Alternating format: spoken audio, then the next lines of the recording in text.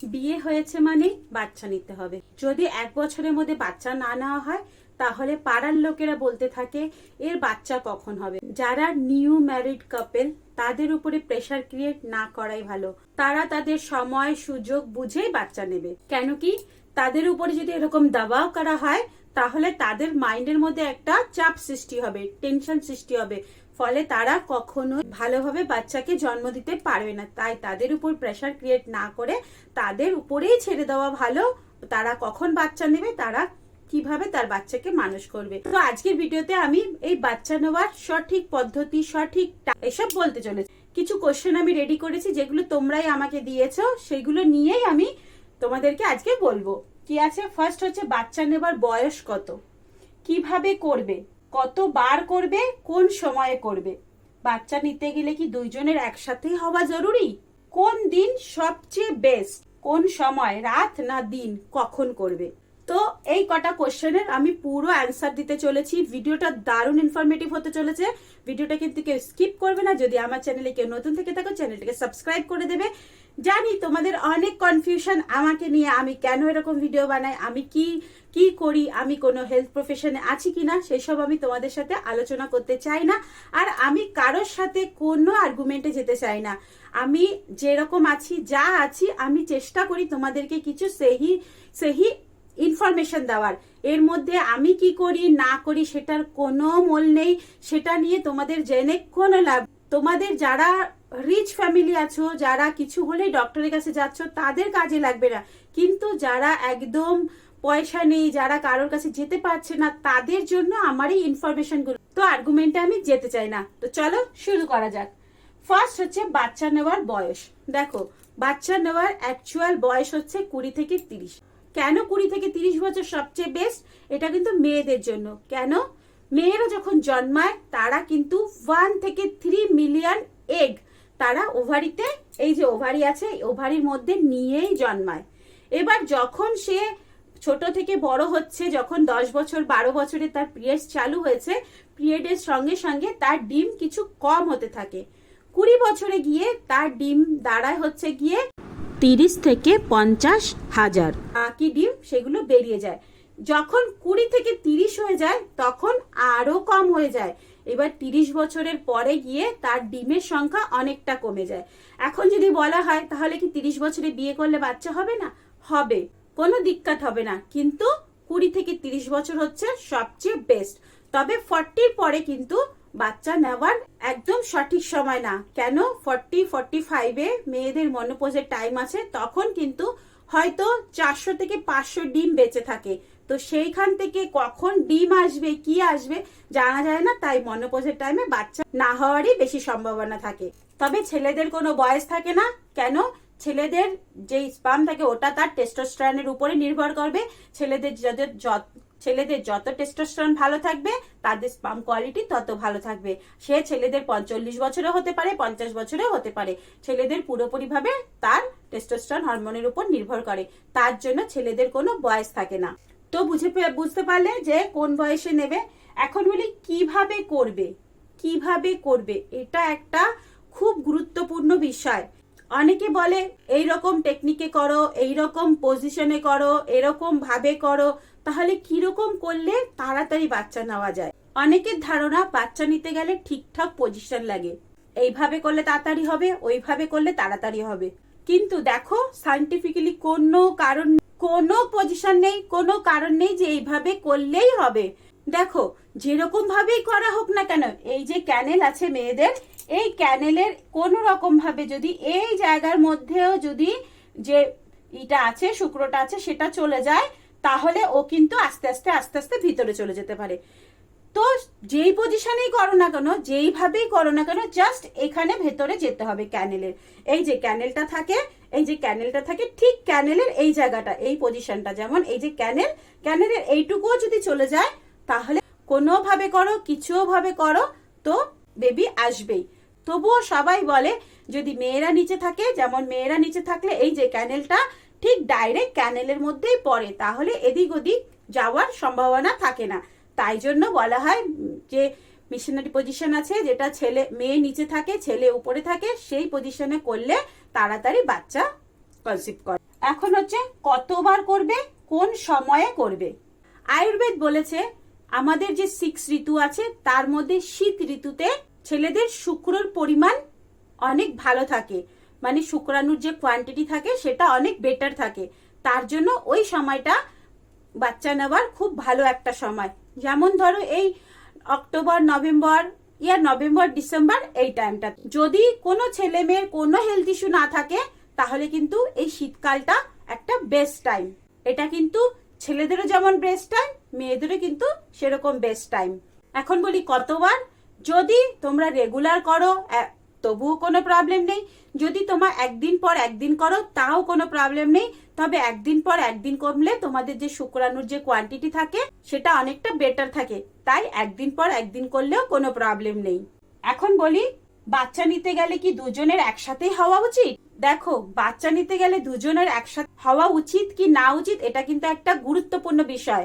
যদিও এটার কোনো বৈজ্ঞানিক ব্যাখ্যা নেই যে বাচ্চা নিতে গেলে দুইজনেরই একসাথে হতে হবে, তবুও বলছি ছেলেদের যখন বেরোচ্ছে তখন যদি মেয়েদেরও বেরোয় তাহলে এই যে শুক্রটা যখন এখানে আসছে আর এই যে এখান থেকে যখন লিকুইডটা বেরোচ্ছে, ছেলেদের যে টিজিপটা আছে সেটা তো আর এমনি এমনি ভেতরে হেঁটে হেঁটে যেতে পারবে না, তাকে তো সাঁতার কেটে তাকে তো ভেতরে যেতে হবে।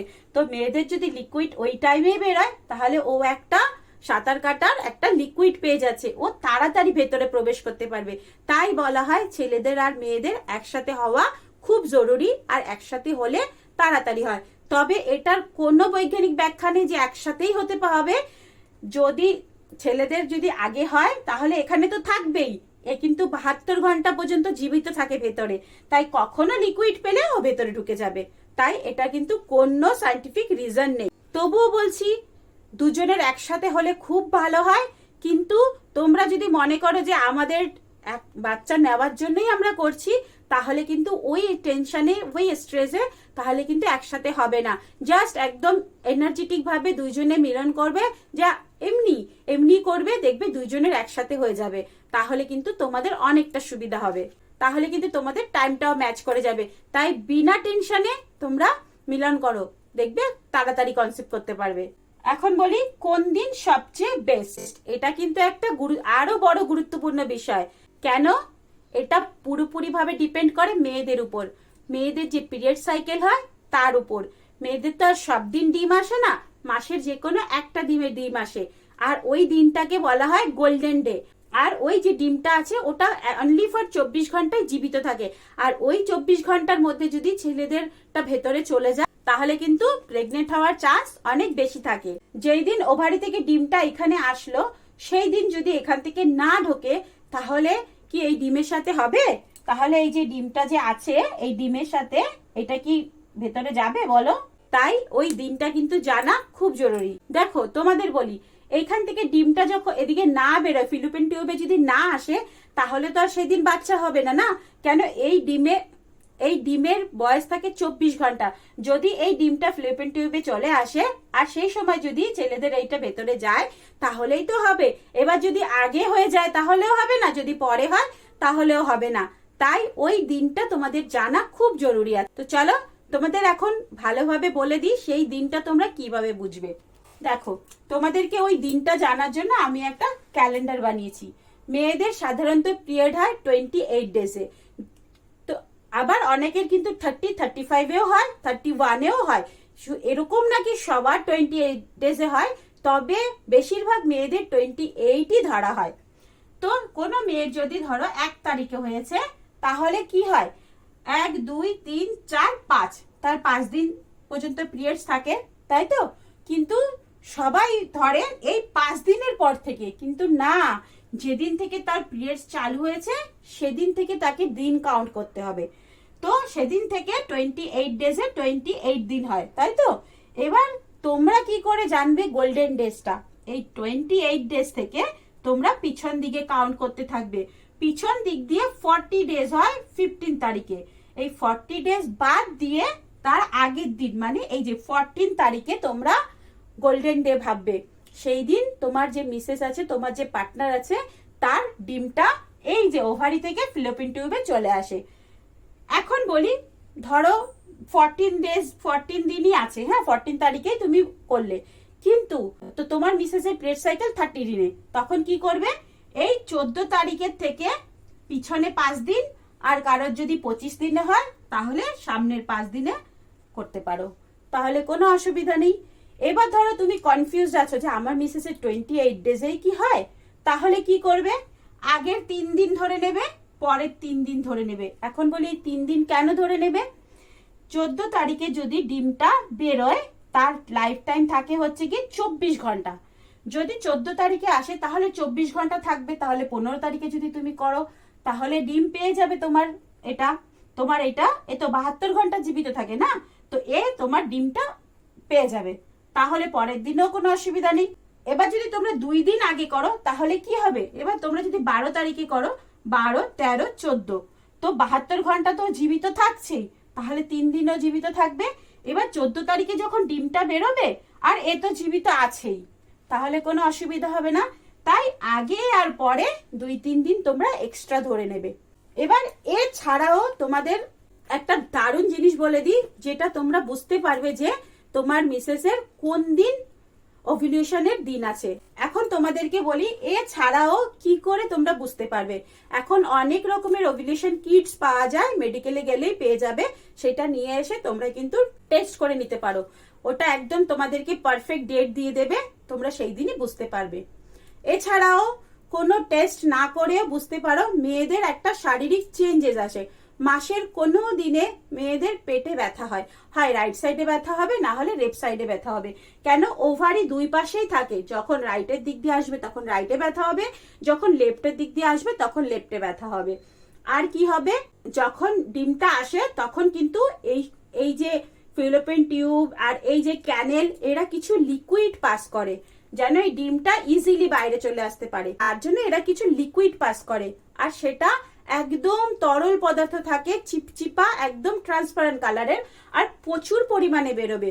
হয়তো তোমার পার্টনারের সারাদিন বেরোতে পারে, আর পেটে ব্যথা হবে, যখন রাইটের দিকে আসবে রাইটে ব্যথা হবে, যখন লেফটের দিকে আসবে লেফটে ব্যথা হবে। এইটা দিয়েও কিন্তু তোমরা বুঝতে পারো যে তোমার মিসেসের ওভিলেশনের দিন এসেছে। সেই দিন তোমরা মিলন করলে তোমার মিসেস কিন্তু প্রেগনেন্ট হওয়ার চান্স 100% থাকে। তোমরা বুঝতে পারলে পারফেক্ট ডে কোনটা। এখন বলি কোন সময়, রাত না দিন, কখন করবে। এটাও আমাকে অনেকে জিজ্ঞাসা করেছে কখন করলে ভালো হয়। দেখো, এটা জানতে গেলে তোমাদেরকে এখন আবার আয়ুর্বেদের ভাষায় বলতে হয়। আয়ুর্বেদ বলেছে সকাল আর সন্ধ্যা 6টা থেকে 10টা, 6টা থেকে 10টা যদি ইভিনিং আর মর্নিং এ কোনো সময় যদি তোমরা মিলন করো তাহলে সেই সময় চান্স বেশি থাকে। কেন, এই সময় ছেলে হোক মেয়ে হোক তাদের পিত্তর পরিমাণটা বাড়ে, পিত্ত ইয়া কফের পরিমাণটা বাড়ে, আর এই পিত্ত আর কফ বাড়লে ছেলেদের শুক্রাণুর কোয়ান্টিটিও কিন্তু অনেক বেড়ে যায়। তো শুক্রাণুর কোয়ান্টিটি বেড়ে গেলে তো কোনো মিস হওয়ার চান্সই থাকবে না, তাই না? তাই জন্য এই সময়টাকে বেস্ট টাইম ধরা হয়, আর শীতকালে।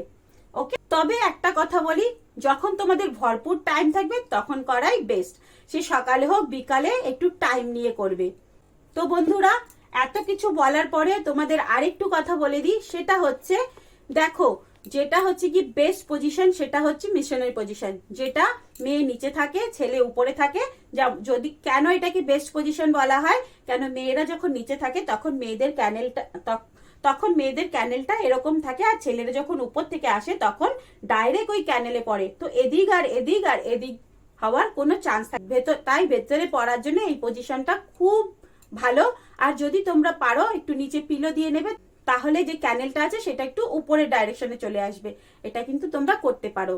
তো বন্ধুরা, আজকের পুরো ইনফরমেশনটা তোমাদেরকে দিয়ে দিলাম। আরো যদি কিছু মিস হয়ে থাকে তাহলে আমাকে একটু কমেন্ট বক্সে জানিয়ে দিও, আমি তোমাদের নেক্সট ভিডিওতে করে দেবো। তো চলো, টাটা, বাই বাই, সবাই ভালো থাকো, সুস্থ থাকো, অনেক অনেক হ্যাপি থাকো, বাই।